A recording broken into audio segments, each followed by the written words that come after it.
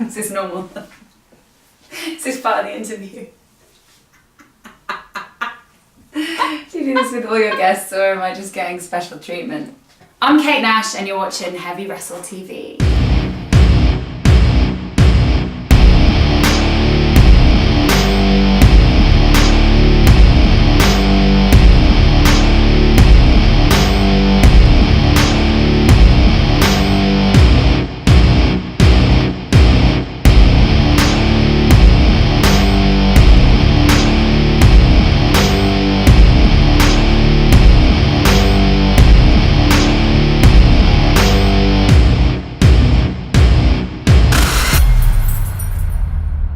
Wrestle Freaks, I'm your host Alicia Warrington. Today's guest is a platinum-selling artist. She has a new album called Yesterday Was Forever, and you might know her as Britannica from the hit Netflix series Glow. It's Kate Nash! Yeah! Baby, you can steal my sheets. Baby, you can steal my sheets. I got everything I need. I can live it for your body. Welcome to the show. It's about time that you've done the show. I've been waiting for an invite. I made myself available to you before this show even started. I actually did, so it's taken a while for you to invite me on the show, but I'm not offended. I think that's a lie because I've been asking you all year. Anyways, you're here now. Sorry, I just came under MK Ultra glitch. Sorry. You play Britannica on the Netflix series Glow about the gorgeous ladies of wrestling. Thank you. Now, but as a lifelong wrestling fan, I've noticed that Glow creates an interest in people that wouldn't normally watch wrestling. Like a lot of my female friends who always make fun of me for watching wrestling, they're now into wrestling because of Glow. So when you signed up to do the show, did you think that it would have that impact and influence that it does? I think so, because as you know, I didn't have an interest in wrestling. But when I heard about the show, there was like one tagline, I think, for when they were casting, and it was like wrestling glitter spandex or something called Glow, and I didn't know what Glow was originally, but I knew that I wanted to do that show more than I'd ever wanted to do any other show in my life. There's something really amazing about watching women do something together as a team anyway, and to have like 14 women, now 15 women in one show doing something so physical and focusing on the fact that they're like these outsiders, and then wrestling brings them together and they find something really empowering in wrestling. I think that is something that everybody can connect to, whether you're a wrestling fan or not, and also just watching women do cool stunts and like fight and wrestle each other is really exciting. It's made me definitely understand and appreciate the culture of wrestling, being part of a show like Glow and working with Chavo Guerrero and Kia, and kind of just learning about wrestling to be an educated actor, I guess, and to prepare for my role, and just to learn. I felt it was respectful to learn more about the culture. And did you go back and watch the original Glow and the documentary on that and everything? I did.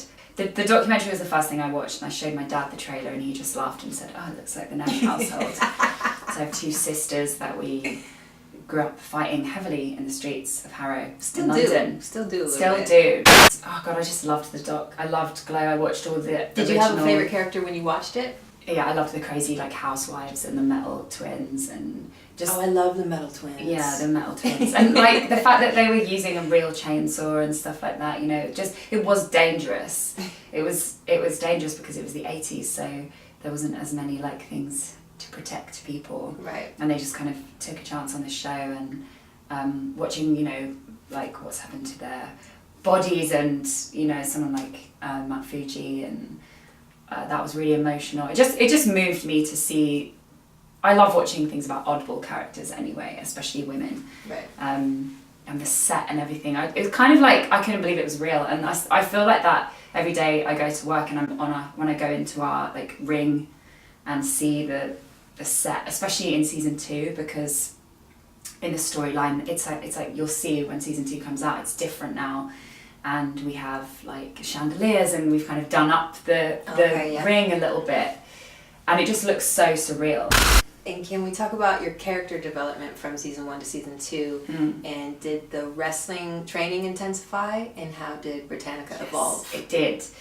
It was weird because I think some of us felt like, okay, we're going to feel better going in season 2 and we're really excited to go back in and we know we can do some stuff. But on the first week, I think a lot of us were really scared. Maybe the same amount of scared or maybe a little bit more, because... How much time did you have in between seasons? We had, I guess, a year. No, not a year. Like we finished filming in December and started filming in September. So a while of not training. Right. But it was intensified straight away, and so you're just in the same amount of out of depth feeling. Yeah, but I think we all like really wanted to be able to do cool stuff too. So we pushed ourselves harder. What's the favorite move that you've learned? Probably the schoolboy. Do you want to show us later? Yeah. I'll show you on my bed. I've done it to somebody on there before. Rhonda and Britannica, something very exciting happens to Britannica that I can't talk about. Can't talk about it, but we can watch it. Oh my god, I can't wait to talk about it with you though. June 29th, we Yeah. can watch it. So something pretty amazing happens to Britannica and to Rhonda. How I can describe it without giving anything away, but really what I think it is about for her is Rhonda lived in her car. She was this she moved to LA, you know, she's been very solo driven, independent survivor kind of mode, to get by like completely by herself like that, and just living in a car and like joining this wrestling troupe and just kind of doing what she needs to do to get by. Right. And she's capable of that and happy to do that. And then she's part of this team of women and living with them and seeing them every day, and you know there's friendships created now within the group, and I think just being part of a big group of women and how that has affected her and what the challenges that I think that she faces because of not just like making her sort of like solo driven decisions anymore, being affected by those around her. You recently invited me to a taping of Drop the Mic with Method Man. Glow versus Pro. 4 ladies of Glow versus the WWE's Nikki and Brie Bella, SmackDown champion Carmella, and my girl, Alicia Fox, who you were in a battle with. Yes. Was it intimidating to rap in front of such a hip-hop legend like Method Man? Because I know you love rapping. I do. And I you was secretly actually want to be a rapper, I think. I really want to be a rapper. I've actually written 2 rap songs. I'll play them to you. Okay. I was really nervous, but also I was so excited. But getting into, I don't know, TV makes me nervous. TV's weird. And getting onto the stage and there being a crowd and like Method Man, and it's like, once I've done the first take, I was kind of like, cool, I can do it, just because you're not sure how the nerves are going to affect you being able to do it. I'm gonna say you were the best one. You and Jackie Thank Jackie you. really owned the stage. Thank you. Yeah. Well, I think both of me and Jackie were sort of like to think that we're rappers too. Like she's also in that same boat. But he liked my rapping. Yeah. He was like sort of going along with it and jamming to it, and then Are we going to see a complimenting Kate me. Nash Method Man collaboration in the near future? I did message him, but he hasn't replied. Oh, well maybe No, he'll see this. he actually has replied. He did reply like some emojis, but I don't know what kind of contract. Well, that's basically that was. a yes. I have collaborated with a rapper recently. Lady Leshurr is going to be Leshurr? featuring. Well, Is it, how does she say it? How does anyone say it? I don't know. She's from Birmingham. We need to check. Oh, Lady It's Leshurr, Lady Leshurr, Right. Lady Leshurr. I think here in the US we would say Lady Leshurr, but we don't ever say anything, right? I was saying it like, I guess Leshurr, like because of thinking. Let's just show Alicia. everyone. All these girls are really hitting. Why? When their lips look like crispy bacon. Crispy! With the help of your fans through Kickstarter, you just released your 4th studio album. Yesterday was forever Okay. ago, as as our guitarist Linda would say. Without a major label, you have the freedom to do whatever you want. Yeah. But with that, do you find it more challenging to reel yourself in creatively and focus on a direction for an album without the pressure of having to put out a pop hit? I wonder if that affected me at all, because I don't know, because that 4-year period was so chaotic. So there was like a lot going on that also affected me emotionally because of the music business that I was struggling with at the time. But maybe it did. I think I did definitely feel like very directionless because I felt like I have no way of putting this out. And there was a point where I literally didn't know how it was going to come out. So that was really hard. I think as soon as the Kickstart happened, it was like, okay, now this has not a purpose because I like continue to make music, but I was making so many songs and just feeling so lost. And I had no idea how to make a record out of all these songs because I had no vision of how it was going to come out. So for me, it does really help to know like this is the end game. Just being like creative and floating around is difficult when there's no like you said, reining in. But I didn't find that I don't think that was the industry actually. Like maybe a little bit to begin with, but once Kickstarter started happening, I felt like, okay, the album, I know what it's going to be, and I started being able to shape it better. The problem with the music industry is that everybody is made to feel like they're failing all the time. There's like the most successful people that you can think of that are like being told that they don't sell as many records and that they're like in competition with all these other artists, or there's people that you look at and think, oh, they're doing so great, they're killing it, and they're like not as big as they want to be, or like selling out all of their shows, or getting as many views on their videos, or whatever it is. I feel like we just have this bottomless pit that people think is a cup and you're trying to fill it, and it's never going to be filled. And for me, it was really important to recognise that it's a bottomless pit and it's not a cup. And like I had to change how I measure success, because you cannot measure anything in a bottomless pit. You keep thinking, oh, I'm about to feel successful, and like you never do. Even when I was at like the height of my like commercial success that I was ever feeling like, wow. I mean, I was very young also, so maybe I wasn't aware, but I've had to really carve out my own space, I think, and come to a place of like being really grateful for what I have, because in the stress of trying to be as successful as you can be, you miss all the really amazing stuff that's happening right then and there. Like we just went on tour, and there's loads of really difficult things about being on tour, and targets that you want to meet and tickets that you want to sell and all of this, but like actually when I was getting so stressed about that, I was like missing the connection with the people in the room. And so then like when you play the show, and that's why I love touring, because it's the only tangible thing in our industry. You hear stories about why someone's into your music, and it's like, instant. It's meeting the fans. It's not waiting to see how your album's gonna do. Exactly, yeah. Everything is right and there. it's real and it's emotional, and it's kind of like connected to the purpose, I think, of like why I make music, which is about trying to connect with people and trying to relate to people and share stories and stuff. So and you have some of the most amazing fans. I have the like best fans meeting ever. them every night after the show. Like They're they're the so cute. sweetest people. they really are. They're so special. And you know, just with the Kickstarter alone, 4 years, 5 years in between the albums. Yeah. To still have that strong, loyal fan base there, Yeah. that you're able to continue to put out music independently. Like they're just so amazing. They are, and they really, like, even just seeing them sing the words to the new music was quite shocking, although I've seen that loads before. I don't know, I'm just from Harrow in London, and there's like some kid in Denver. And they all got on board right Wow. away, because the album came out March 31st, and then we went on tour I know, they knew all the in words. April, and they're all singing like that first week I that the album know. came out. It's like, how do you know? I don't even know the lyrics yet.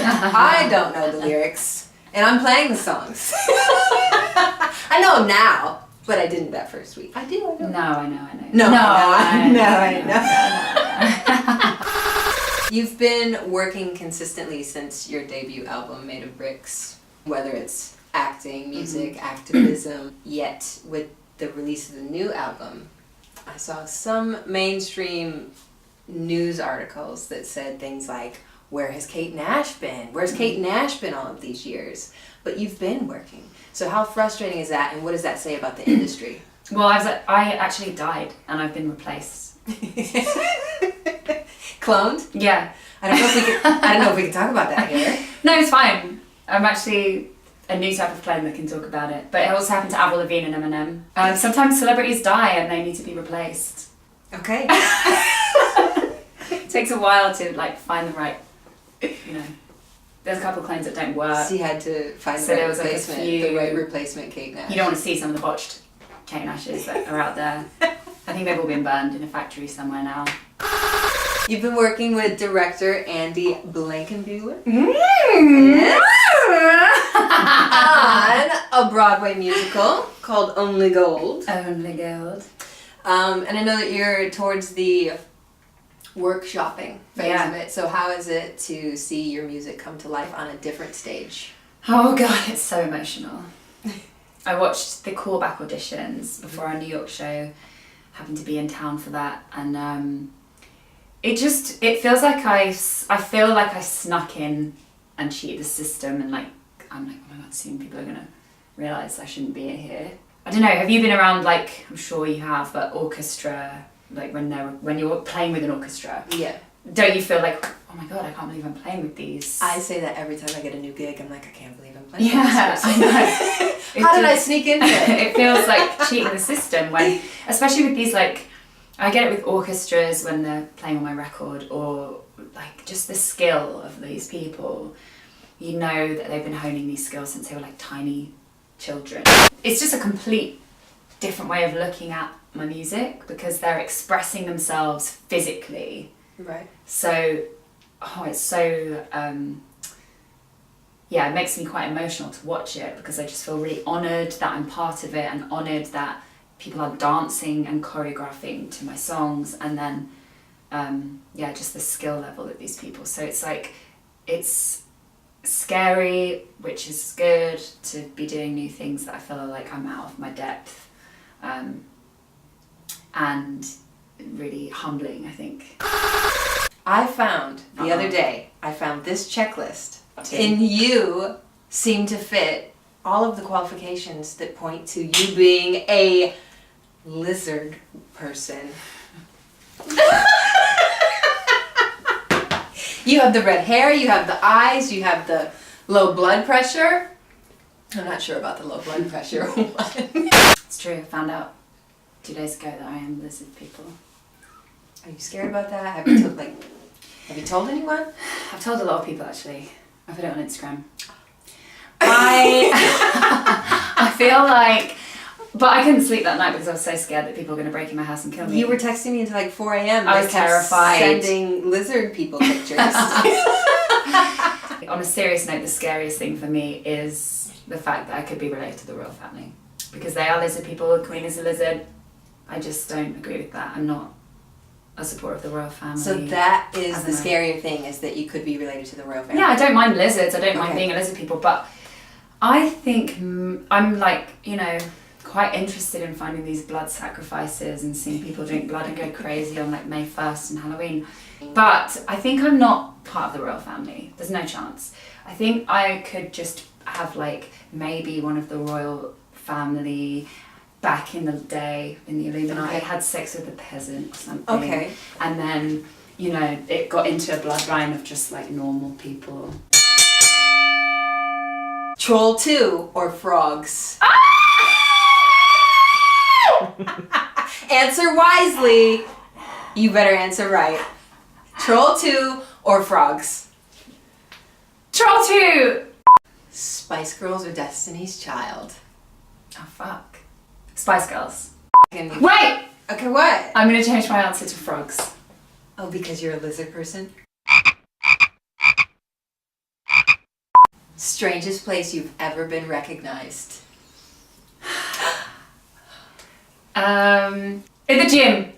At the gym. I really like this because it was right when Glow came out and I got recognised for Glow at the gym. Okay. And by like this guy who was working out really intensely. He was on the floor and he was this big guy, really muscly. And you know when someone's like working out like right Yeah. in the moment.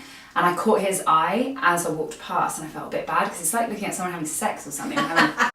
Xander or Spike? Spike!